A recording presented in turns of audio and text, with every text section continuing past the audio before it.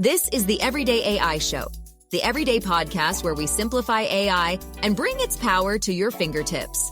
Listen daily for practical advice to boost your career, business, and everyday life. Is your Chat GPT lying to you?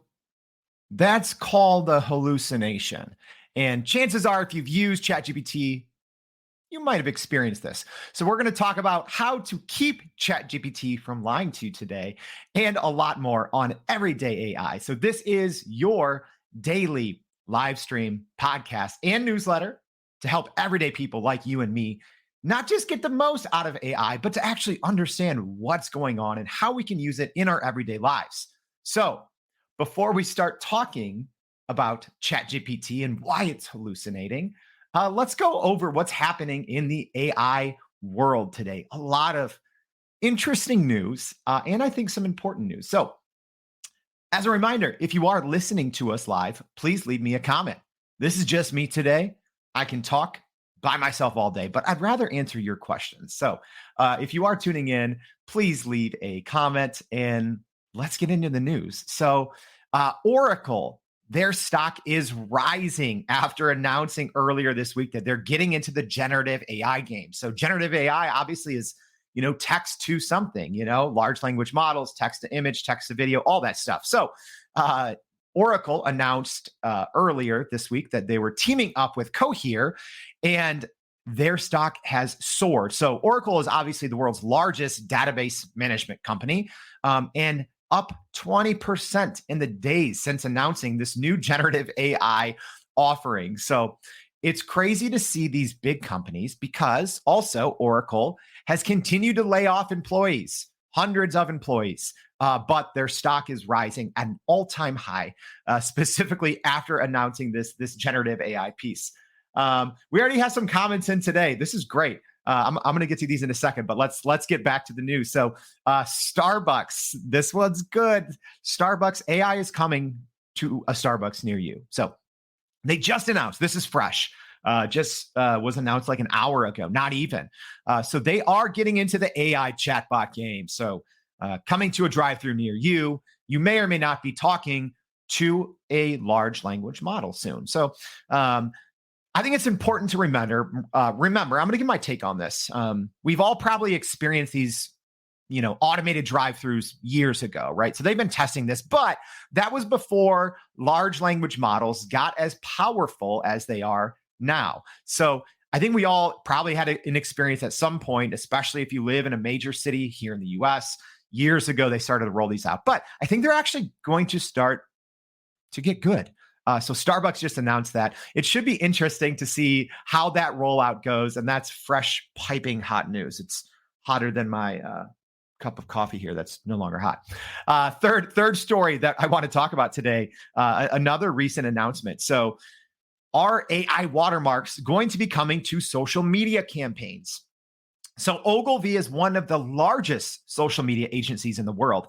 And they actually just recently announced and are pushing all advertisers to disclose when they use generative AI in social media campaigns. So you may not know this, but a lot of agencies, and agencies are sometimes working with hundreds or thousands of different clients who are taking out ads. And a lot of people are using generative AI models in their ad campaigns, right? So Ogilvy is leading the push to make a tag that this is AI generated and to disclose. Will it happen?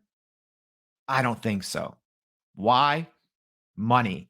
As soon as you start disclosing that something is AI, those brands start to lose what they feel is genuine credibility. So yeah, brands are creating, I think, pseudo relationships with their end customers because they are using generative AI and, not real people. So I don't think that this will stick on. I love that Ogilvy's doing this and that they're pushing for it. I do think it's needed. In the end, money talks louder than regulation. There's no way around that. Money talks louder than regulation. So it'll be interesting to see. So let's talk hallucinations. So if you are tuning in live, please give me an example. Drop me a comment. Has hallucination happened to you before? So let's talk. But first, couple comments already coming in. Harvey saying great to be here. Harvey gave a fantastic talk yesterday at the AI Summit, pretty large online summit. Harvey was amazing. Make sure to check him out. I'll probably throw a comment in here. Ryan is driving and listening. Ryan, be safe while driving. But thanks for joining us. All right, so let's get into it. Let's talk hallucinations. All right. So, what is a hallucination? So, what we really have to do before we even jump into what a hallucination is we have to understand what a large language model is. So, Chat GPT is a large language model. So, without getting into the specifics, think of it like this. We've all probably used Google, and you start to type in a Google search and you'll see autocorrect, and it might suggest 5, 6, 7 different things. A large language model, when you start to type something, or if you ask something instead of 5 or 6 or 7, think 5, 6, 7 billion different combinations of things. So that's what a large language model is. It is essentially a level of autocomplete that it is hard to fathom because of the size of these large language models and all of the parameters that there are. Another thing to keep in mind before we jump into hallucinations is, what is a model? It is that, right? It's all based, everything that you get from Chat GPT, or if you're using Google Bard, Microsoft Bing Chat, Anthropic's Cloud, which we don't talk about on the show enough. Whatever text generating model that you're using, that's all it is. It's a model. So that's why you are probably getting hallucinations. All right. So before I give you 5 tips on how to avoid hallucinations, I'm going to go ahead and tell you this. I've been using the GPT technology since 2020. So most people got introduced to Chat GPT or the GPT technology when Chat GPT came out in, that was, I think, late November of 2022. So it's been out for about 8 months now. I've been using it since 2020. So the GPT technology, OpenAI made that available to a lot of third-party companies. So we've had a lot of experience. Our team has a lot of experience using this technology before ChatGPT came out. So I did get, personally, some hallucinations or some lies early on, but probably in the last 5 months, I haven't gotten any hallucinations, because you have to understand how. First, you have to do what's on the screen here, is you have to understand that ChatGPT is a large language model, okay? And then you have to use it correctly. So I'm going to give you 5 tips. But before I do, let me just, we have a couple comments coming in. I want to make sure to talk about this. So Dr. Harvey Castro saying, the scary part is the reference and article didn't match at all for the comment. Yes.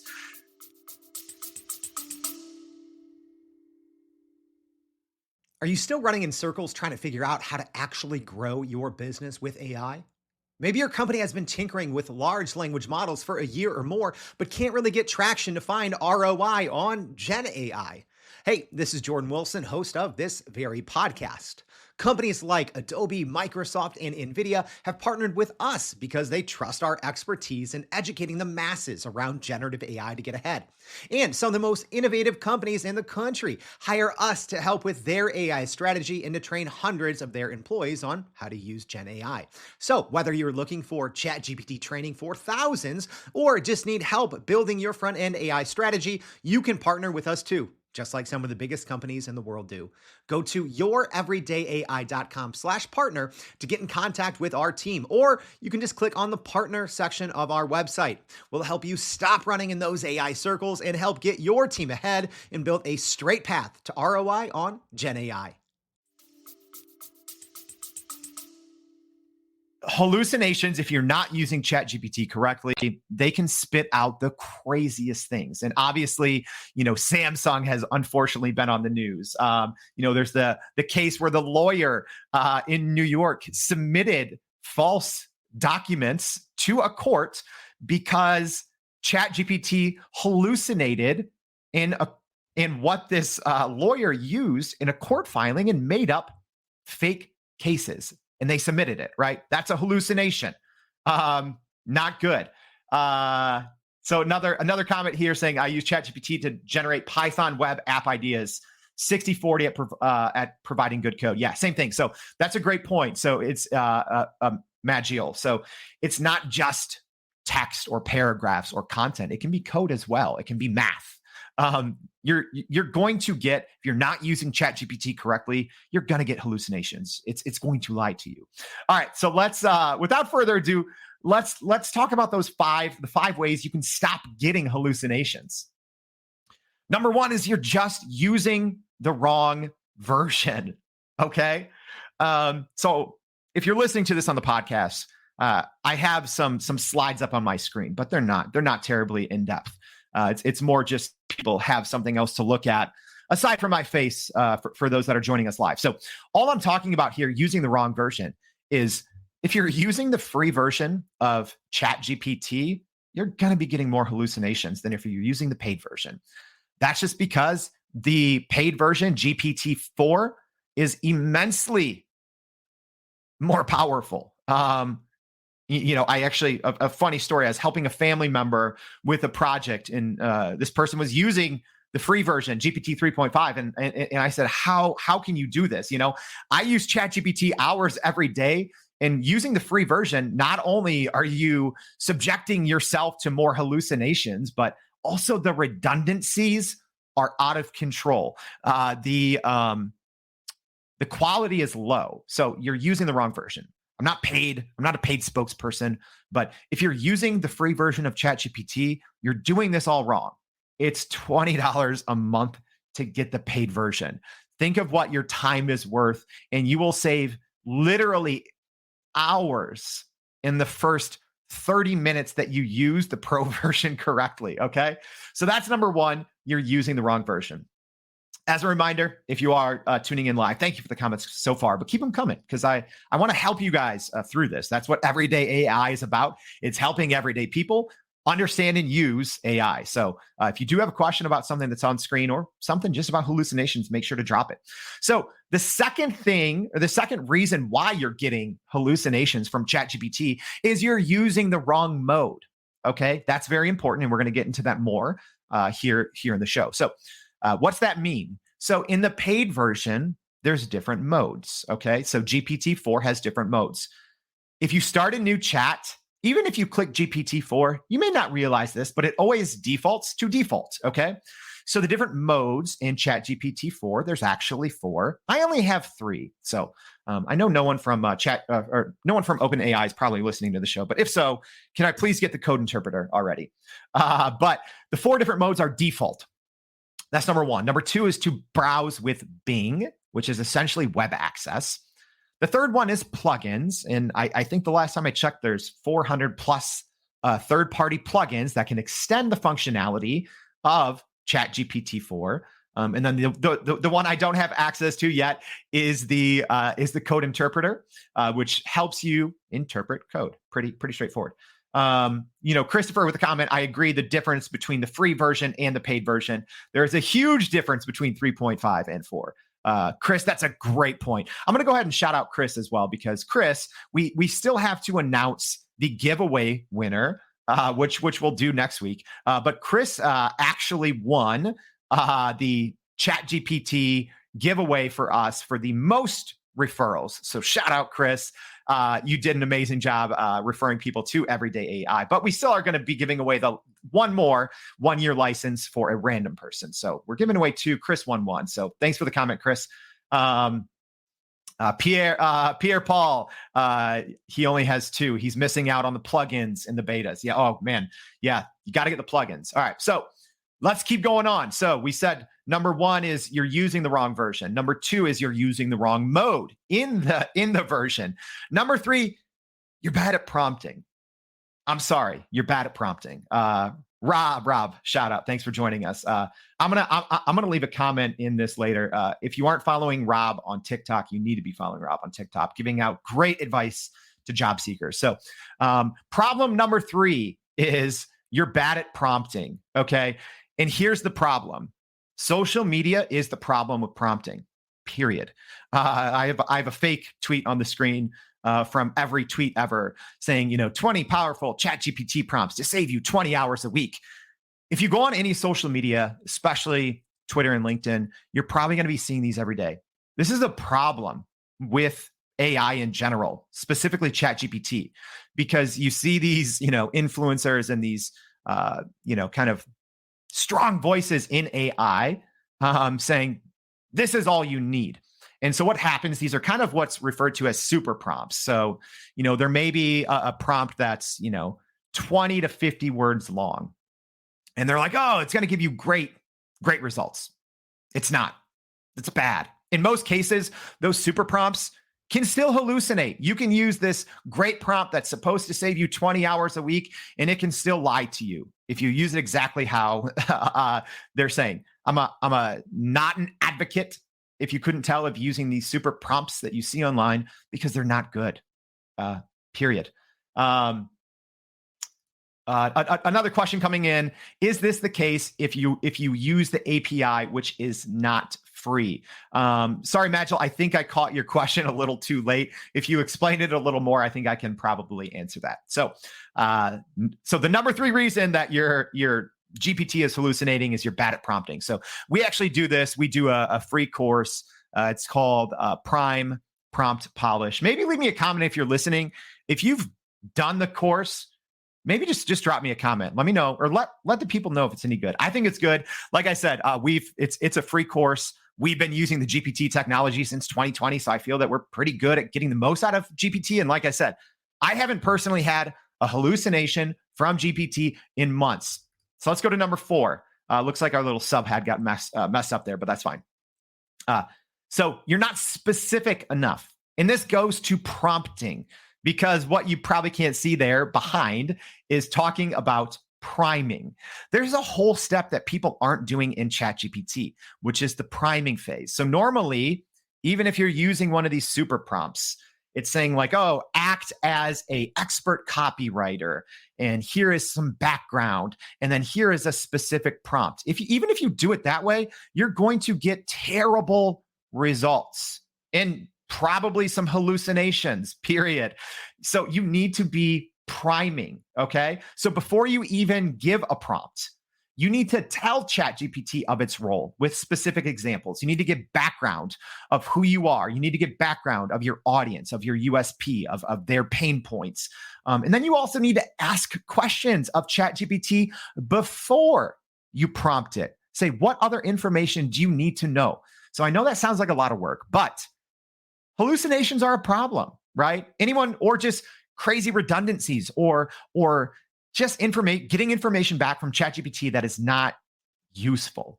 So that's happening a lot. So the 4th reason is you are not specific enough. You need to go through multiple steps before you even prompt ChatGPT for information. You need to prime. All right.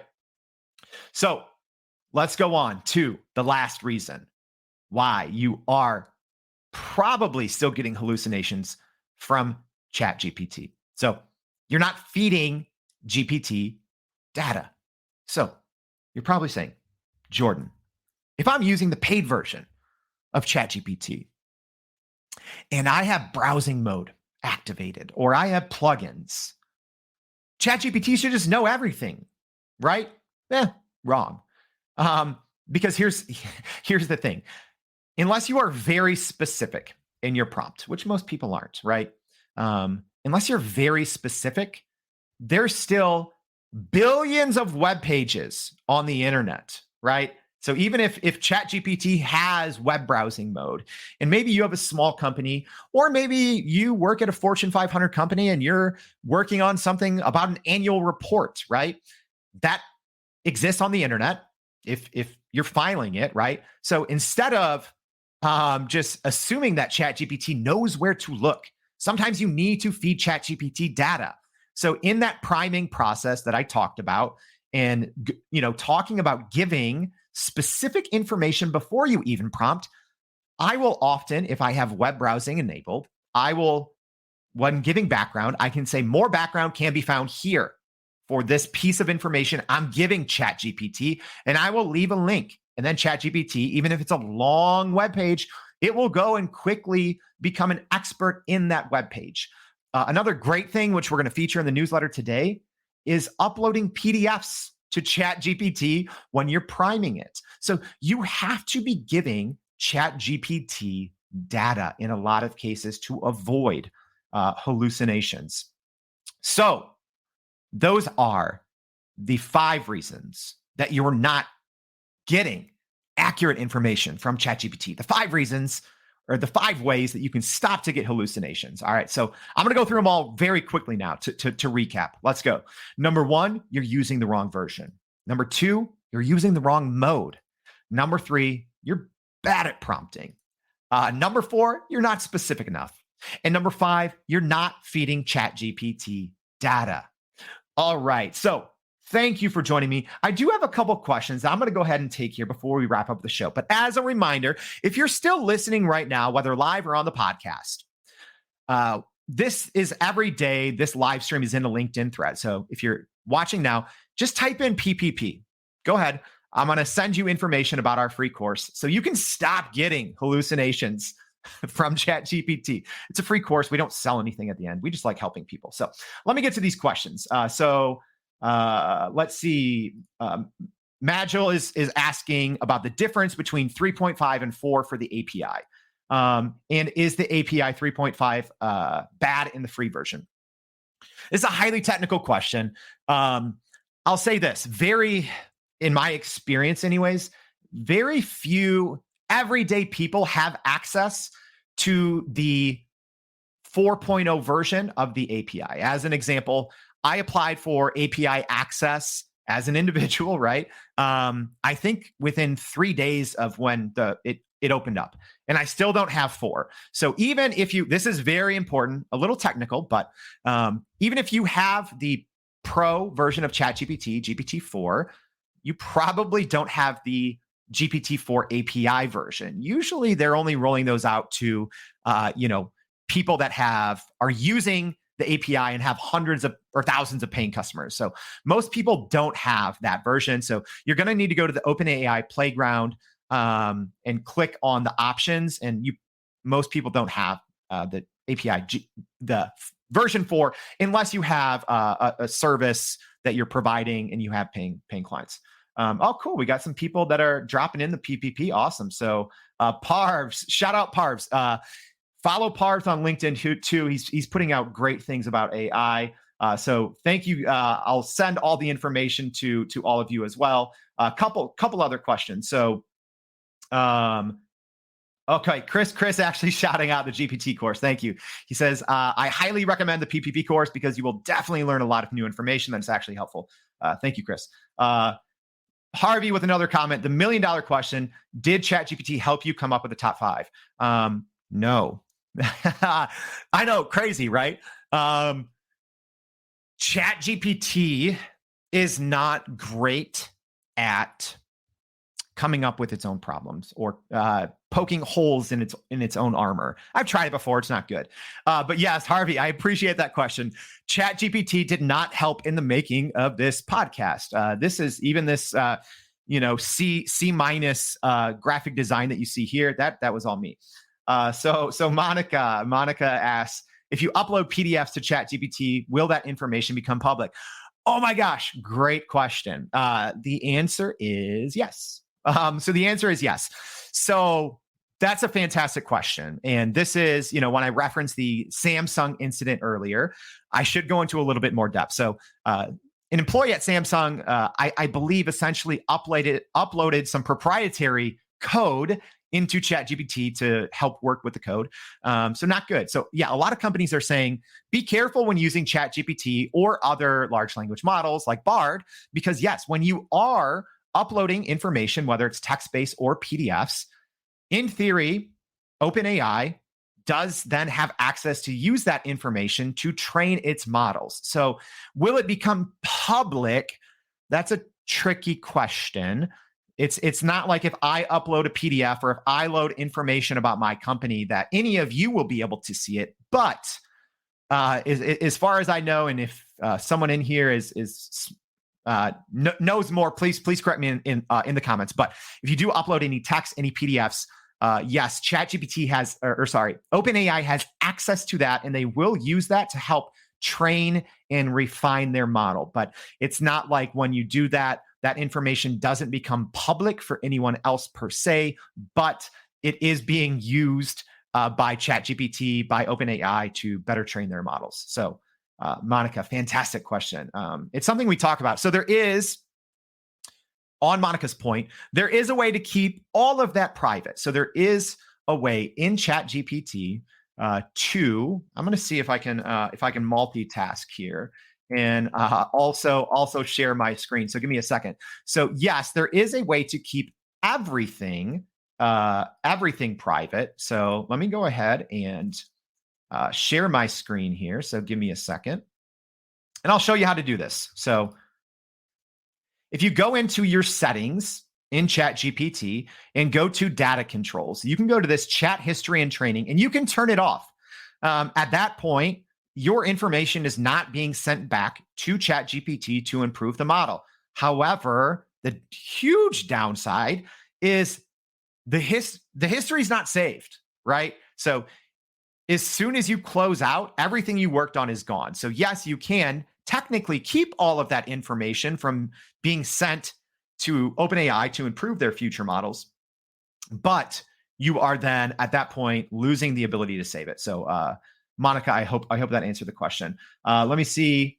I don't think, yes, like what Harvey said there. Thank you, Harvey. Also asked the question or answered the question. He said you can change your settings so that the information is not used to train your data. But yes, the obvious downside is then your chat is not saved. So if you're really putting a lot of work into your individual chats and building what's called expert chats, that's what we teach people to do. You can't do that. So you can't retain it. And after you go through the process and you create a great chat that's spitting out great outputs, if you toggle that setting off, you can't go back. So that's the downside. So as a reminder, I see some PPPs in the comment. I'm going to send you guys some information. Harvey, thank you for the compliment saying great talk. Appreciate it. So yes, if this was helpful, if you are still getting hallucinations, type in PPP. I will send you this. But as a reminder, this is all for hallucinations. I don't want to keep this going for 3 hours, but go to youreverydayai.com.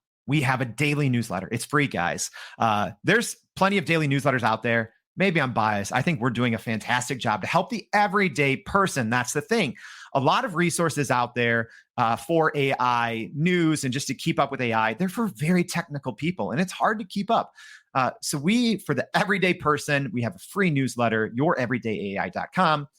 Sign up for that newsletter. We're going to be doing a little tutorial today on how to even what Monica was saying, uploading a PDF and being able to use that information in your ChatGPT, fewer hallucinations. So thank you all for joining, and we'll see you on the next show of Everyday AI.